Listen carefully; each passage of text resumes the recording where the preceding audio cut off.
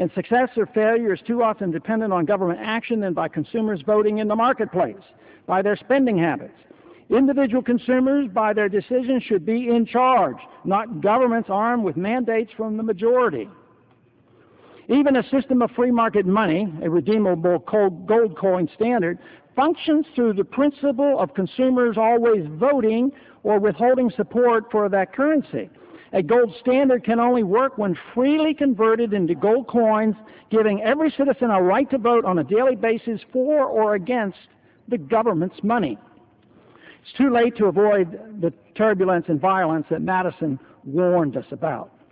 It has already started. But it's important to minimize the damage and prepare the way for a restoration of the Republic.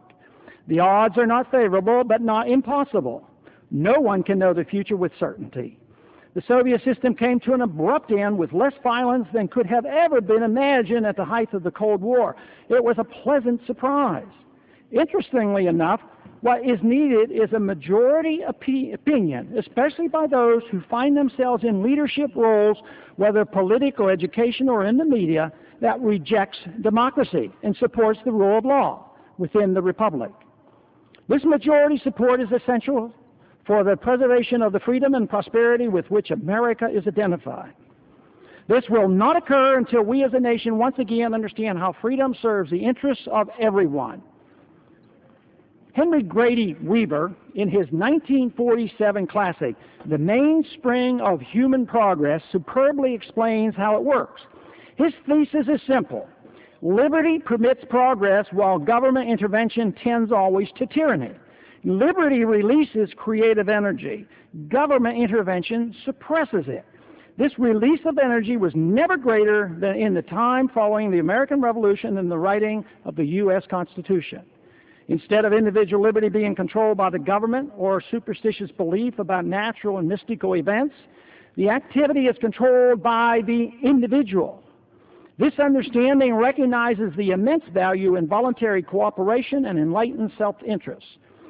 Freedom requires self-control and moral responsibility.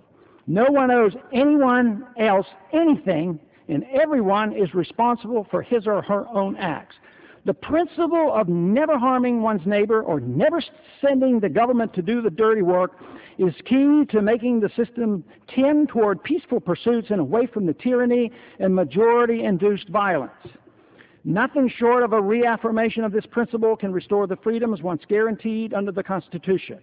Without this, prosperity for the masses is impossible, and as a nation, we become more vulnerable to outside threats. In a republic, the people are in charge. The Constitution provides strict restraints on the politicians, bureaucrats, and the military. Everything the government is allowed to do is done only with explicit permission from the people or the Constitution. Today, it's the opposite. The American people must get permission from the government for their every move, whether it's the use of their own property or spending their own money. Even the most serious decisions, such as going to war, is done while ignoring the Constitution and without a vote of the people's representatives in the Congress. Members of the global government have more to say about when American troops are put in harm's way than the U.S. Congress. The Constitution no longer restrains the government. The government restrains the people in all they do. This destroys individual creative energy, and the mainspring of human progress is lost. The consequences are less progress, less prosperity, and less personal fulfillment. A system that rejects voluntary contracts, enlightens self-interest, and individuals' responsibilities permits the government to assume these responsibilities. And the government officials become morally obligated to protect us from ourselves, attempting to make us better people and setting standards for our personal behavior. That effort is already in full swing, but if this attitude prevails, liberty is gone. When government assumes the responsibility for individuals to achieve excellence and virtue, it does so at the expense of liberty and must resort to force and intimidation. Standards become completely arbitrary depending on the attitude of those in power and the perceived opinion of the majority. Freedom of choice is gone. This leads to inevitable conflicts with the government dictating what one can eat, drink,